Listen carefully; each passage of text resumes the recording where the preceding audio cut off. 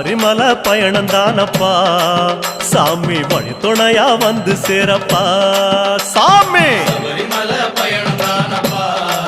சாமி வழி துணையா வந்து சேரப்பா பச்சிலைய கட்டிக்கிட்டு ஐயப்பா மேளத்தாளம் கூட்டிக்கிட்டு ஐயப்பா சிந்தகத்தம் ஆடிக்கிட்டு ஐயப்பா சாஸ்தாவன வணங்கி புட்டு ஐயப்பா காந்தமல ஜோதியானவா எங்க காவலாக வந்து சேரப்பா